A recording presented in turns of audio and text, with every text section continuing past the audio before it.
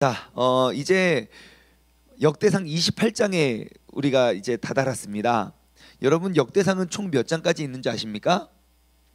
29장까지 있습니다. 예, 이제 곧 이제 역대상의 이제 여행의 이제 종착역을 향해서 이제 우리가 다 가고 있는데요.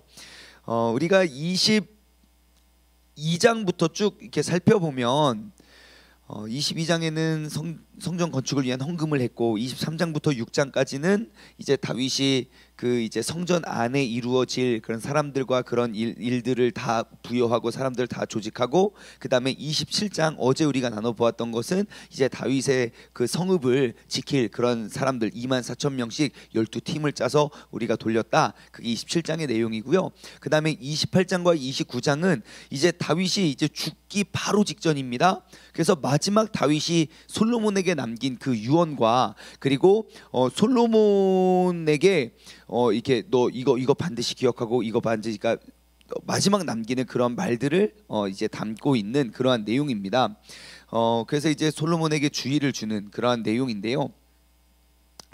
이 본문 말씀을 읽으면서 가장 먼저 들었던 생각은, 정말 다윗이라는 사람은 죽는 그 순간까지도 주님을 향한 그 뜨거운 마음과 그 열정이 변함이 없었던 그러한 사람으로 보여집니다. 왜냐하면 다윗의 지금 이제 성전, 이제 다윗의 성전은 아니지요. 솔로몬의 성전이지요. 이제 다윗이 짓고자 하는 그 성전이 마음의 성전이에요. 다윗에게는. 왜냐하면 다윗은 누릴 수도 없고 이룰 수도 없고 그 모양을 본 적도 없어요. 그런데 내일, 모레, 금요일 날 이제 본문 말씀을 보시면요, 다윗이 얼마나 그 성전 준비를 열심히 했는지 우리는 알 수 있습니다. 다윗이 무슨 뭐 건축을 전공했겠습니까? 뭐 그 당시도 뭐 그 멋진 건축물들이 있었기 때문에 뭐 설계사들이 많이 있겠죠. 근데 다윗이 그 모든 곳곳에 설계도를 다 갖고 있어요. 성전 건축의 설계도를. 그래서 그 설계도를 인계해 주거든요. 그래서 제가 그거를 들었던 생각이, 요즘에 저희 교회도 이제 성전 건축을 위해서 계속 이제 설계사님과 어제도 또 문자하고 계속 이제 그러한 의견을 주고 받으면서 하고 있는데요. 여러분, 뭐 하나 이제 뭐 크든 작든 우리가 무엇인가 새로운 거를 건축하기 위해서는요, 정말로 하루 종일 그 생각만 해야 됩니다. 그래야, 그래도 뭐 막상 하다 보면 뭐 이런 일 저런 일이 있겠지만 그래도 잘 준비하기 위해서는 온종일 온통 그 생각만 하게 돼요. 다윗이요, 죽는 그 순간까지 온종일 뭐만 했는지 아십니까? 하나님의 성전에 대한 그 마음의 꿈, 내 마음에 주신 그 확신, 그것만 계속 되뇌었던 것 같아요. 잘 한번 생각해 보십시오. 이제 만약에 다윗이 성전 건축에 대한 열정이 조금이라도 식었었더라면, 아니면 다윗이 그 성전 건축을 향한 그의 믿음이 조금이나마 흔들렸었다면, 여러분, 이 성전이 건축되었을까요? 되기 어려웠을까요? 조금 어렵지 않았을까 싶어요. 그러니까 지금 이 하나님의 성전은 정말 다윗 한 사람이 정말 간절히 바라고 꿈꾸고 정말 나의 모든 열정을 불태웠던 그 열매가 바로 이 성전이 아닐까 싶어요. 그런데 참 대단한 건 그 성전이 어떻게 이루어지고 진행이 됐는가? 그 한 사람의 변함없고 꾸준한 그 열정 때문에 그게 이루어졌어요. 이제 28장 29장의 내용을 쭉 보시면요, 다윗이 헌금 잔뜩 하잖아요, 22장에. 근데 이제 죽기 전에 내가 헌금하는 거 말고 자기의 그 사적인 재산이 또 엄청 많아요. 또 엄청 많아요. 그것도 내가 기꺼이 주님께 드리겠습니다 하고 딱 드려요. 그리고 났더니 그 밑에 따르던 여기 모여있던 모든 고관들과 각 지파의 어른들과 왕들을 섬기는 그 사람들 있잖아요. 그럼 나도 동참하겠습니다 하고 막 다 드려요. 이들의 다윗의 그 열정과 그 먼저 앞서감에 정말 대단한 건, 그는 조금도 그의 열정이 식지도 않고 조금도 그가 하나님이 그에게 주신 그 믿음과 그 확신에 대한 흔들림이 없었다는 거예요. 어찌 그럴 수 있을까? 어찌 그럴 수 있을까? 다윗은요, 죽음에 임박하면 임박할수록 다윗은 더욱더 뜨거워지고 확실해졌어요. 하나님이 내게 주신 그 소명에 대해서. 사실 다윗은 자신이 꿈꾸고 계획하던 일들이 깨지고 흐트러지거든요. 거절당해요. 야, 넌 안 돼. 마치 모세가 출애굽시켜서 정말 그 약속의 땅 앞에서 그냥 요단강 앞에서 이렇게 바라만 보고 안녕하고 그곳에서 죽음을 맞이했던 것처럼 정말 다윗도 그러거든요.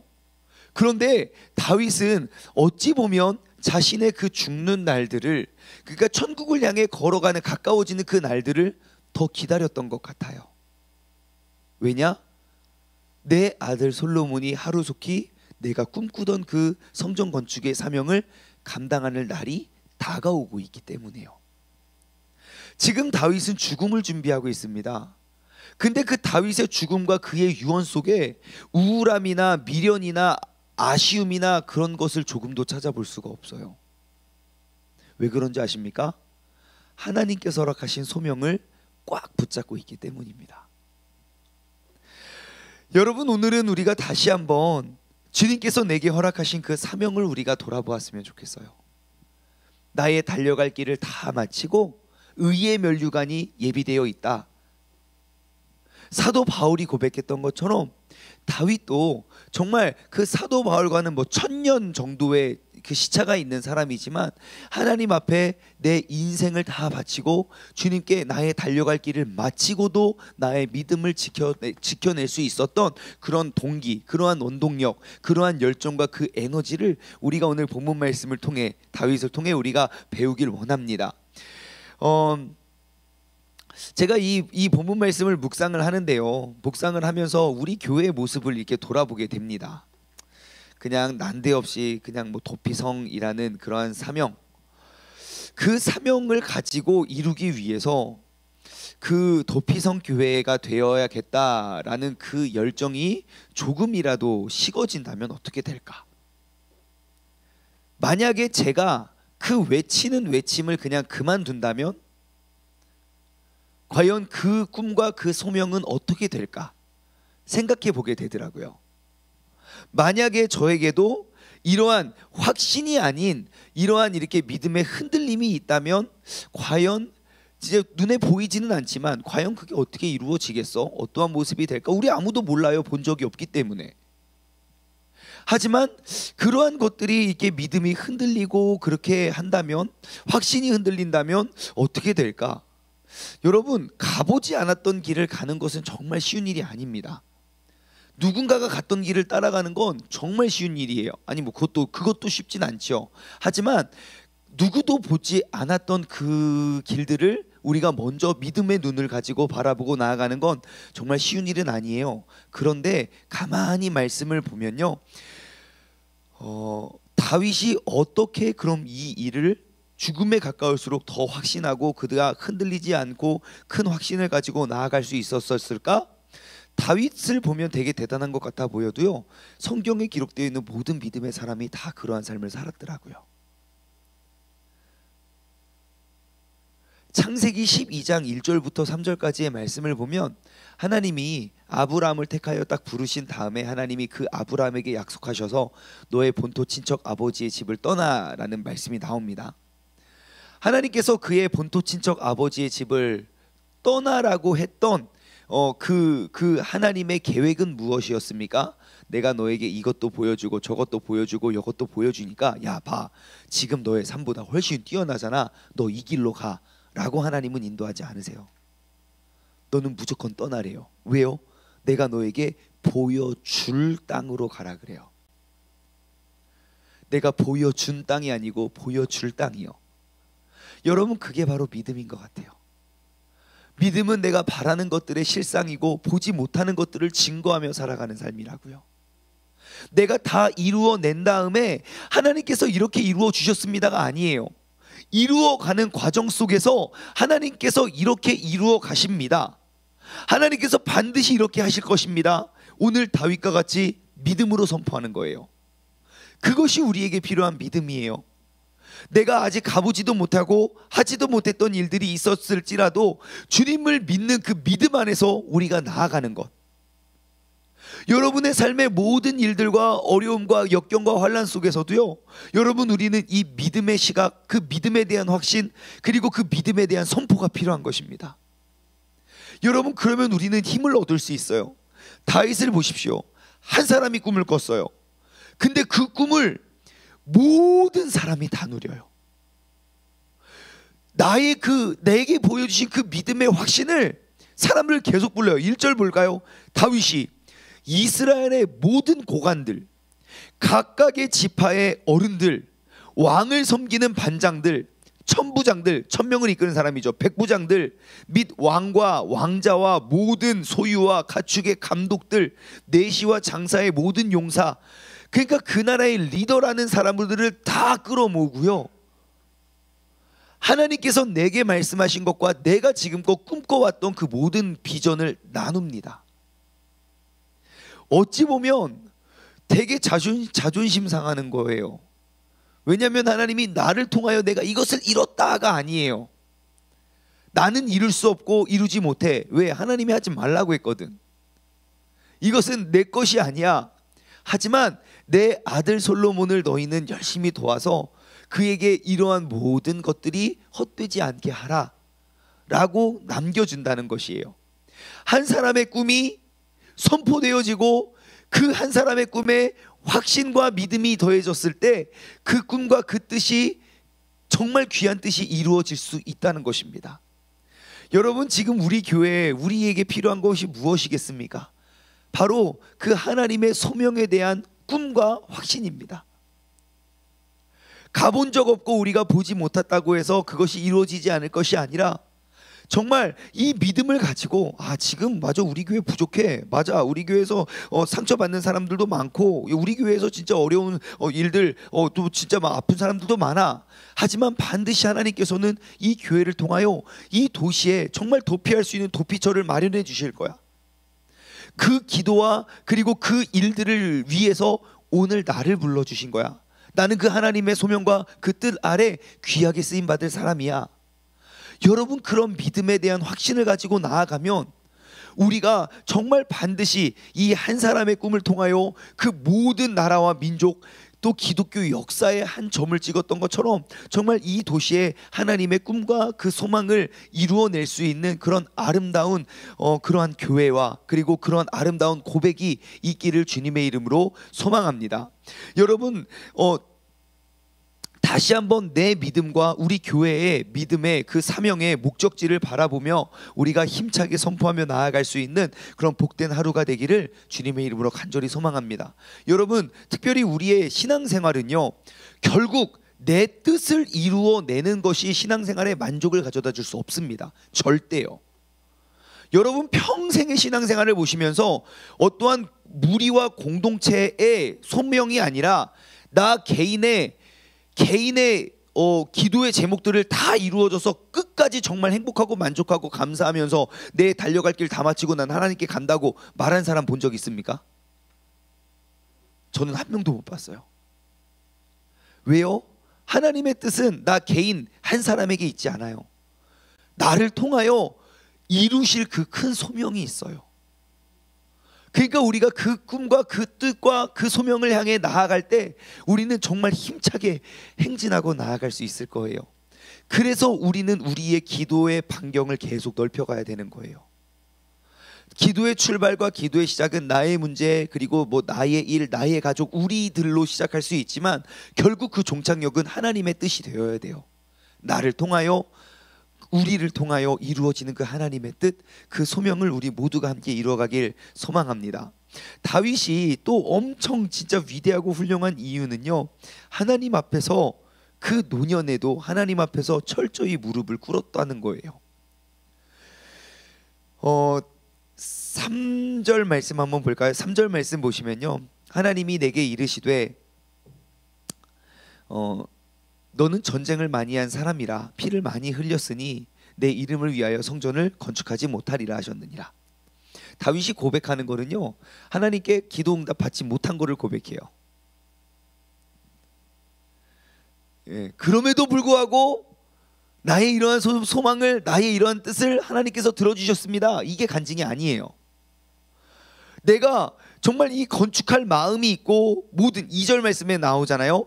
내가 하나님의 발판을, 봉인할 성전을 건축할 마음이 있고 건축할 재료를 다 준비했고, 내 이러한 뜻이 정말 확신하고 확고하고 내가 지금껏 평생 이것을 위해 준비해 왔지만 하나님께서는 나의 기도를 들어주지 않으셨어요.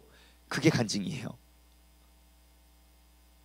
하나님이 어떠한 마음이 있던지 간에 내가 품었던 이 계획이 이루어졌습니다. 이게 할렐루야 아닙니까 원래?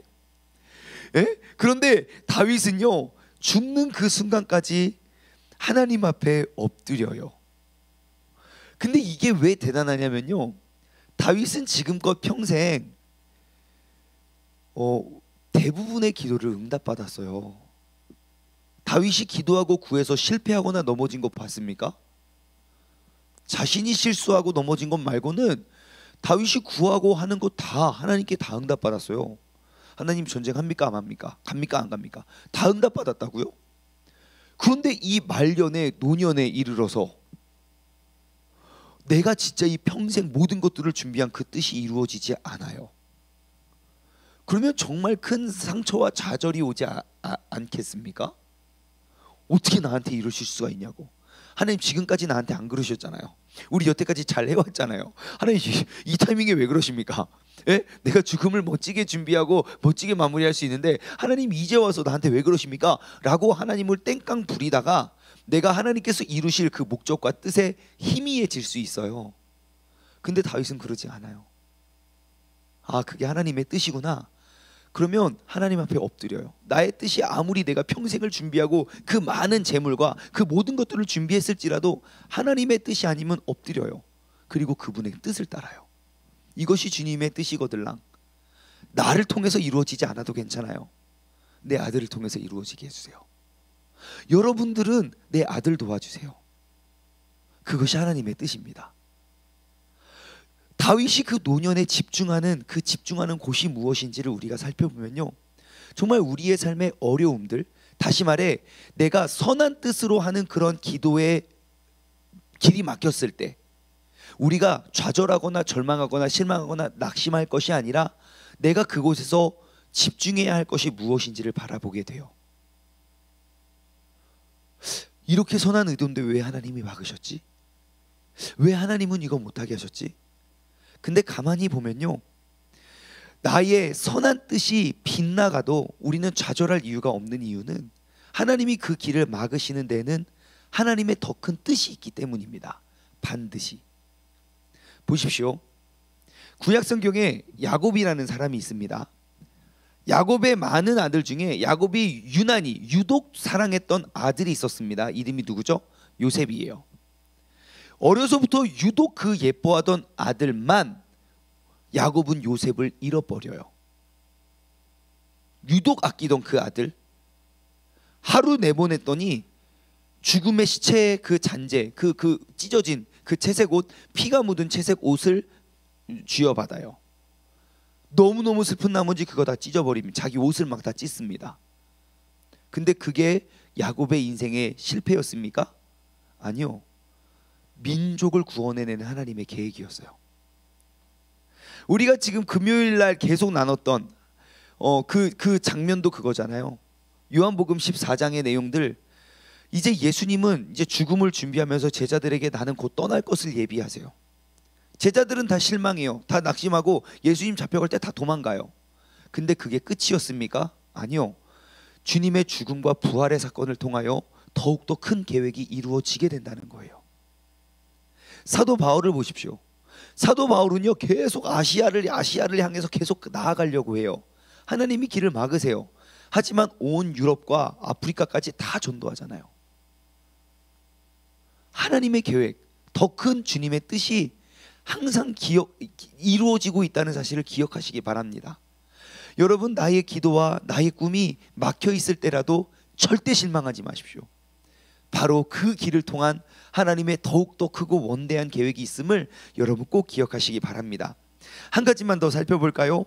오늘 본문 말씀 7절인데요. 7절. 이제 그 아들 솔로몬에게 이제 9절 10절이 좀 이렇게 당부하는 거지만 오늘은 7절까지만 볼게요. 7절 함께 읽어볼까요? 시작. 그가 만일 나의 계명과 법도를 힘써 준행하기를 오늘과 같이 하면 내가 그의 나라를 영원히 견고하게 하리라 하셨느니라. 아멘. 자, 그리고 이제 8절 저 말미에 보면 또 하나 그의 끼쳐 영원한 기업이 되게 하리라 그래요. 저는 영원이라는 단어가 눈에 띄더라고요. 자, 보십시오. 자, 신앙생활, 내가 그 영원한 기업과 영원히 견고히 설 수 있는 그 원동력이 어디에 있습니까? 영원히 자라는 게 아니에요. 어디에 있죠? 나의 오늘에 있어요. 오늘과 같이 힘써 준행하면요, 나는 오늘을 살고 오늘을 신앙생활하지만 하나님께서는요, 나의 오늘을 통하여 영원을 예언하세요. 영원을 책임지세요. 나는 오늘을 살지만 하나님은 그 오늘을 통하여 앞으로의 영원을 책임지시는 분이에요. 그래서 우리가 영원한 축복과 그 영원한 것들을 누리기 위해선 어떻게 그 앞날을 다 내다봅니까? 오늘만 집중하면 돼요. 오늘 내게 주신 은혜 난 기억하고 오늘 내게 주신 하루 내가 충실하면 되겠더라고요. 그런데 우리의 염려를 보십시오. 우리는 영원하지도 않고 영원히 오지도 않을 일들에 대한 걱정과 염려가 너무 많아요. 그래서 오늘을 잊어버려요. 반대가 돼야 돼요. 너희가 말씀을 거꾸로 보면요, 내가 그의 나라를 영원히 견고하게 하기 위해서는 너는 오늘처럼 힘써 준행해라. 오늘과 같이 하나님의 계명과 법도를 힘써 준행하면 내가 너로 말미암아 영원한 기업이 되게 하리라. 여러분, 우리가 내일을 염려하느라 오늘을 잃어버리는 사람이 되지 말고 오늘 내게 주신 그 주님의 은혜에 집중해서 내일을 주님께서 책임져 줄 수 있는 그런 믿음의 사람 되기를 주님의 이름으로 간절히 소망합니다. 우리의 영혼을 책임지실 그 하나님께서 그 영원한 상급을 위해 오늘 이 새벽에 우리를 이 자리에 불러주신 줄 믿습니다. 오늘 힘차게 시작하는 하루 정말 믿음 안에서 우리가 나아가길 주님의 이름으로 축원합니다. 기도하겠습니다. 내 아들 솔로몬아, 너는 내 아버지의 하나님을 알고 온전한 마음과 기쁜 뜻으로 섬길지어다. 여호와께서는 모든 마음을 감찰하사 모든 의도를 아시나니 내가 만일 그를 찾으면 만날 것이요 만일 내가 그를 버리면 그가 너를 영원히 버리시리라. 아멘. 하나님, 그 아버지 다윗이 아들 솔로몬에게 죽기 전에 남겼던 마지막 말, 하나님을 알고 기쁨으로 그 뜻을 섬기라고 하는 것입니다. 만약에 다윗이 나의 아버지였다 하더라도 그 아버지는 똑같은 말을 남겨주었을 것입니다. 우리가 인생 일대에 있어서 가장 중요한 그 한 가지 핵심, 아버지 하나님을 알고 그 믿음을, 그 말씀을 준행하며 살아가는 그것이 바로 내 삶의 오늘이 되게 하여 주시고 이 오늘을 통하여 영원한 복을 얻고 누리며 살아갈 수 있는 우리 모두가 되게 하여 주옵소서. 감사드리며 이 모든 말씀 살아계신 예수 그리스도의 이름으로 기도드리옵나이다. 아멘.